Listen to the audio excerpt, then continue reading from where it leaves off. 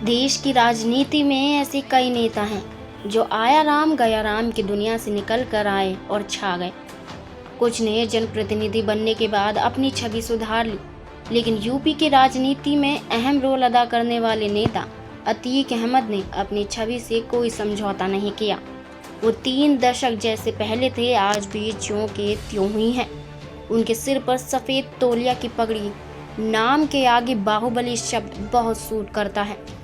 चुनाव के दौरान चंदा लेने का तरीका, गुर्गों को फरमान देते हैं, वह भी अतीक अहमद का अलग ही अंदाज होता था। अतीक अहमद को दुनिया में सबसे ज़्यादा प्यारी उनकी माँ है और वे माँ शब्द को सबसे अहम मानते हैं। राजू पाल की माँ को अतीक अम्मा कहकर पुकारते थे। राजू के मर्डर के बाद आज भी वे उन्हें जहाँ भी मिलते हैं छोटी अम्मा कहकर पुकारते हैं। अतीक के साथ कुछ साल बिताने वाले संतोष उपाध्याय ने बताया कि अतीक को लोग बाहुबली के नाम से पुकारते हैं, लेकिन वो बहुत दयावान है, नेक दिल इंसान है। अगर कोई उनके घर आ जाए और कुछ मांग ले तो वो 100% पूरी करते हैं। चलिए आपको बताते हैं अतीक के बारे में कुछ जानकारियाँ। अतीक अहमद का जन्म 10 अगस्त 1962 को श्रावस्ती जनपद में हुआ था। पढ़ाई लिखाई में उनकी कोई खास रुचि नहीं थी, इसलिए उन्होंने हाई स्कूल में फेल हो जाने के बाद पढ़ाई छोड़ दी थी। कई माफियाओं की तरह ही अतीक अहमद ने भी जुर्म की दुनिया से सियासत की दुनिया का सफर शुरू किया था। पूर्वांचल और इलाहाबाद में सरकारी ठेकेदारी, खनन और उगाही के कई मामलों में उनका नाम आया।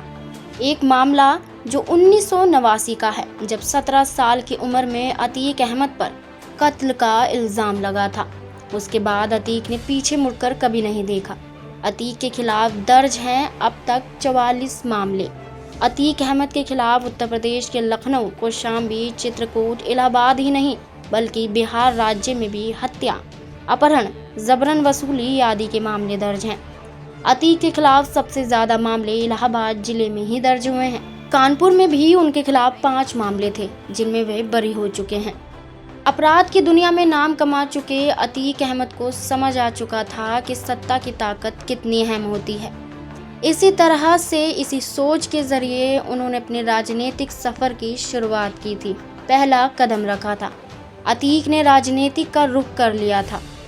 साल 1979 में पहली बार इलाहाबाद विधानसभा सीट से विधायक बने अतीक अहमद ने 1991 और 1993 का चुनाव निर्दलीय प्रत्याशी के रूप में लड़ा और विधायक भी बने। 1996 में इसी सीट पर अतीक को समाजवादी पार्टी ने टिकट दिया और फिर से विधायक चुने गए। अतीक अहमद ने 1999 में अपना दल का दामन थाम लिया। वो प्रतापगढ़ से चुनाव लड़े पर हार गए और 2022 में इसी पार्टी से वो फिर विधायक बन गए। 2003 में जब यूपी में सपा सरकार बनी तो अतीक ने फिर से मुलायम सिंह का हाथ पकड़ लिया। साल 2004 के लोकसभा चुनाव में समाजवादी पार्टी ने अतीक को फूलपुर संसदीय क्षेत्र से टिकट दिया और वो सांसद बन गए।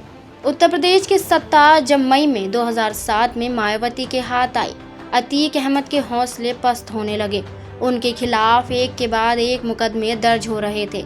इसी दौरान अतीक अहमद भूमिगत हो गए। अतीक अहमद का एक रहस्य और भी दिलचस्प है। वे चुनाव के दौरान कभी चंदा फोन के जरिए या डर धमका कर नहीं लेते थे, बल्कि शहर के पोश इलाकों में बैनर लगवाते थे और उसमें लिखा होता था कि आपका प्रतिनिधि आपसे सहयोग की अपेक्षा रखता है, मत के साथ गरीब के साथ आएं और जिताएं। बैनर में लिखे शब्द पढ़कर अतीक अहमद के घर चंदा का पैसा पहुंचा देते थे।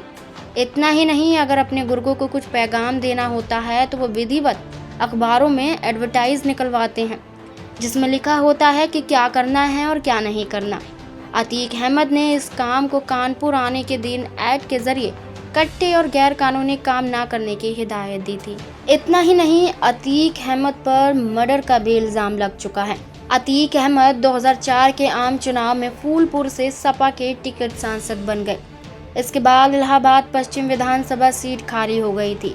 सीट पर उपचुनाव हुआ। सपा ने अतीक के छोटे भाई अशरफ को टिकट दिया था, लेकिन उनका दाहिना हाथ कहे जाने वाले बसपा ने उनके सामने राजू पाल को खड़ा किया और राजू ने अशरफ को हरा दिया।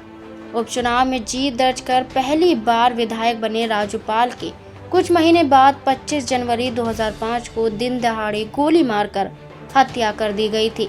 इस हत्याकांड में सीधे तौर पर सांसद अतीक अहमद और उनके भाई अशरफ को आरोपी बनाया गया था। Subscribe to our YouTube channel and press the bell icon to get the latest updates.